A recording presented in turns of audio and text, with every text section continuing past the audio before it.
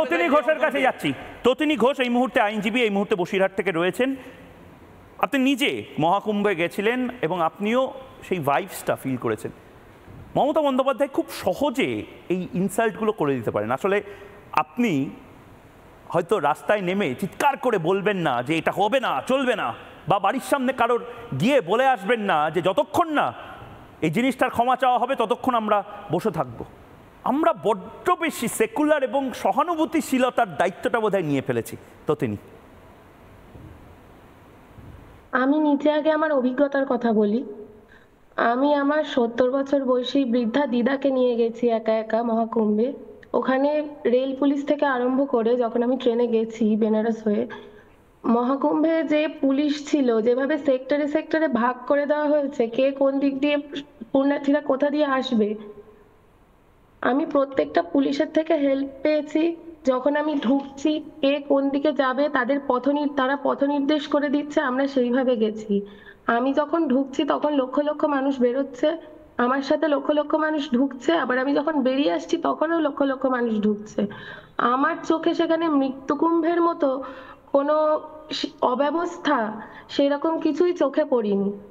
আর মহাকুম্ভ যেটা 144 বছর অন্তর যেটা হয়, যেটা এখন হচ্ছে প্রয়াগরাজে, সেটা তো আমাদের আস্থা, এক আস্থা, আমাদের ধর্মীয় ভাবাবেগ। সেই জিনিসটাকে নিয়ে বিধানসভার মতো জায়গায় কেন আলোচিত একটা বিষয় হবে? উনি ম্যানেজমেন্টের কথা বলেছেন যেখানে ম্যাডাম, উনি বলেননি কুম্ভ মেলাকে অপমান করেননি, উনি বলেছেন ম্যানেজমেন্টের কথা, যে সেখানে বাকিদের আমি ওনার কথাটা আমি পিসিআর কে বলবো বাকিদের অডিওটা ডাউন করে ওনারা অডিওটা শুধু রাখতে বলুন।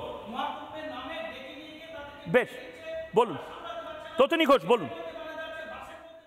ওখানে 56 কোটি যে হিন্দু এখনো গেছে, এখনো আগামীতেও যাবে কোটি কোটি হিন্দু, তাদের সবার তো উনি ধর্মীয় ভাবে আস্থার উপর উনি অপমান করছেন। এটা তো বারবার উনি আঘাত করে যাচ্ছেন, এটা তো হয় না। উনি হয়তো কোনো রাজনৈতিক নিজের মানে উদ্দেশ্য প্রণোদিত ভাবে বলছেন, কিন্তু আমরা তো সেখানে রাজনীতির কিছু দেখিনি মহাকুম্ভে গিয়ে। যেটা আমরা পশ্চিমবঙ্গে এখন দেখে অভ্যস্ত, যে কোনো হয়তো কোথাওই কোনো ধর্মীয় কিছুতেই যাই বা খেলা মেলা যাই হোক, রাজনৈতিক বড় বড় ব্যানার, 500 মিটার হাঁটতে পারবো না ব্যানার। ওখানে তো আমি ঢোকার শুরুতে শুধু একটা মাত্র ওখানকার প্রধানমন্ত্রী আমাদের দেশের আর উত্তরপ্রদেশের একটাই শুধুমাত্র প্ল্যাকার্ড দেখলাম, আর তাছাড়া তো আমি ব্যানার দেখেছি আর কোথাও কিছুই দেখিনি। ওইটা তো একটা স্থান ছিল রাজনীতি করার, প্রথম কথা।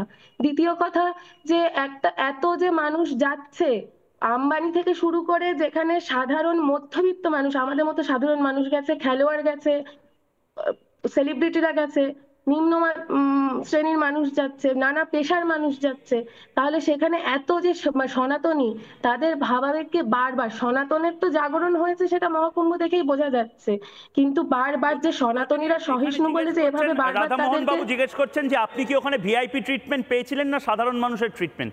না না, আমি ভিআইপি ট্রিটমেন্ট, আমাকে যেভাবে দেখানো হয়েছে আমি সেভাবেই গেছি। আমি ওখানে ভাববোই বা কেন আমি ওখানে ভিআইপি ট্রিটমেন্ট পাবো? হ্যাঁ, যাদের হয়তো একটা সিকিউরিটির কোয়েশ্চেন আছে তারা তো একটা সিকিউরিটি পাবেই।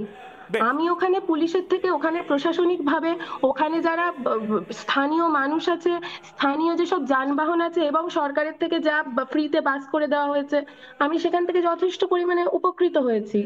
এবং আমি তাদের কথা শুনেই গেছি, আমি নিজের মতো তো যাইনি, তারা যেভাবে পথ নির্দেশ করেছে আমি সেই নির্দেশে গেছি। আমি অমৃত স্নান করেছি আমার দিদাকে নিয়ে, 70 বছর বয়সী যে আমার দিদা গেছিল। আমার সেখানে কোনো, আমরা যে দুজন মহিলা গেছি, আমি একটা মেয়ে তাকে নিয়ে যাচ্ছি, আমাদের সাথে আর কেউ, সেখানে তো আমার কোনো সমস্যা হয়নি। তটিনী, আমি আপনাকে একটু থামাচ্ছি। আমি অপরাজিতা ভট্টাচার্য রাধাবাবু হয়েছে, আপনার হয়েছে। আমি অপরাজিতা ভট্টাচার্যের কাছে যাচ্ছি, টরন্টো থেকে, হিন্দু ছাত্রী, গর্বিত হিন্দু ছাত্রী। সাধারণত গর্বিত হিন্দু এই কথাটা বললে এখন সাম্প্রদায়িক তকমা দিয়ে দেওয়া হয়, মানে সেকুলারিজমের দায় সবটা হিন্দুদের। কিন্তু বাংলার, পশ্চিমবঙ্গের হিন্দুরা এটা কোনোদিন বলবে না যে তাদের এই সেকুলারিজমটা পালন করতে পশ্চিমবঙ্গেই কেন আসতে হয়েছিল পূর্ববঙ্গ ছেড়ে। বাংলার এই এত সেকুলার দলগুলো, অপরাজিতা, তারা এটা কোনোদিন বলবে না যে কেন মহাকুম্ভ, তাকে মৃত্যুকুম্ভ বলেও ছাড় পাওয়া যায়, কিন্তু অন্য ধর্মের, অন্য আস্থার কোনো স্থানকে মৃত্যুস্থান বললে তখনই হয়তো ফতোয়া জারি হয়ে যায়। অপরাজিতা, নমস্কার। প্রথমত হচ্ছে, অন্য ধর্মের মানুষকে ছাড় অন্য ধর্মের মানুষের এরকম একটা কটূক্তি করলে ওরা ছাড় দেয় না, বাট হিন্দুরা ছাড় দেয়, কারণ হিন্দুরা হচ্ছে সংযমী, এবং দ্বিতীয়ত হচ্ছে আমরা হিন্দুরা সবসময় অন্যদেরকে কথা বলার স্পেস দিই। আমরা কখনোই কারোরে তার মত প্রকাশ করতে আমরা বাধা দেই না, এবং আমরা হিন্দুরা সংযমী, এবং আমি একজন গর্বিত হিন্দু। আমার ধর্ম আমাকে সংযমী হতে শেখায়, এমনকি আমার ধর্ম আমাকে এটাও শেখায় যে তুমি অন্যের মতামতকে অবশ্যই শ্রদ্ধা করবে।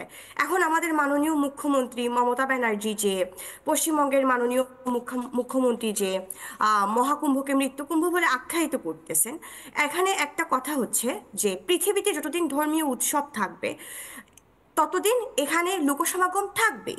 শুধু ধর্মীয় উৎসব না, যে কোনো উৎসব, সেটা আমাদের সংস্কৃতি, ঐতিহ্য বা পরম্পরার অংশ, সেটা যতদিন থাকবে সেখানে এরকম লোকসমাগম থাকাটা খুবই স্বাভাবিক। এখন এই যে মহাকুম্ভ, সেটা শুধু ধর্মীয় উৎসব না, সেটা আমাদের ভারতীয় সংস্কৃতি, পরম্পরা এবং ঐতিহ্যের একটা বিরাট অংশ। এবং আমরা দেখতে পারতেছি শুধু ভারতীয় না, শুধু হিন্দুরা না, পৃথিবীর বিভিন্ন প্রান্ত থেকে বড় বড় ব্যবসায়ী, বিজ্ঞানী, প্রফেসর সবাই আসতেছে এখানে পুণ্য স্নান করতে। তো আমি এখানে একটা জিনিস বলি, 2010 সালে জার্মানিতে ওদের একটা মিউজিক ফেস্টিভ্যাল, সেটা হচ্ছে লাভ প্যারেড মিউজিক ফেস্টিভ্যাল। এটা ওদের খুব বড় একটা উৎসব, এটা জার্মান কালচারের। ওদের এই উৎসবে পার্টিসিপেট করতে গিয়ে প্রায় 600 জন মানুষ আহত হয় এবং প্রায় 21 জন মানুষ মারা যায়। তারপর 2004 সালে চায়নার বেইজিংয়ে একটা পার্ক, মিউন কাউন্টির মিহুং পার্কে একটা লণ্ঠন উৎসব হয় ওদের। এখানে লণ্ঠন উৎসবে প্রায় খোলা জলের উপর পড়ে গিয়ে প্রায় 15 জন আহত হয় এবং 37 জন মারা যায়। শুধু এটা না, আমার খুব বেশি আগে আমি যাব না, 2024 সালে হজ পালন করতে গিয়ে প্রায় 1300 জন পুণ্যার্থীর মৃত্যু হয়। এমনকি এটার কারণ ছিল যে অপরাজিতা বনাম রাজু ঘোষ। অপরাজিতা, আপনাকে নিয়ে অনেকগুলো প্রশ্ন আছে রাজু ঘোষের। আমি রাজু ঘোষ বনাম অপরাজিতা, কেউ আর কথা বলবেন না। রাজু ঘোষ, আপনার যে প্রশ্নগুলো অপরাজিতার কাছে আপনি করুন। না না, আমি বলছি মহাকুম্ভটাকে আমরা সম্মান করি, এটা হিন্দু সনাতনীদের একটা কনসেপ্ট মানে, এবং সেটা খুব ভালো জিনিস।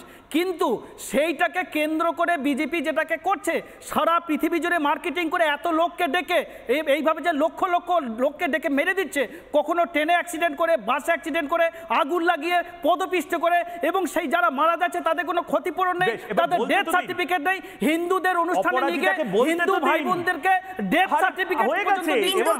এখানে একটা কথা, আপনি বারবার এটাকে বিজেপির ব্যর্থতা বলে দায়ের করতেছেন, কিন্তু আপনি কি একবার এটা ভেবে দেখেছেন যে বিজেপি যাই করুক, আমাদের যে জনগণ আছে তারা কি সব রুলস মানতেছে? এখানকে যারা যাইতেছে পুণ্যস্থান করতে, তাদের সবাইকে রুলস মেনটেন করতেছে। আমরা সবাই আগে যাইতে চাই, কিন্তু আমরা কেউ রুলস ফলো করতে চাই না। এখন এই দায়ভারও কি বিজেপির?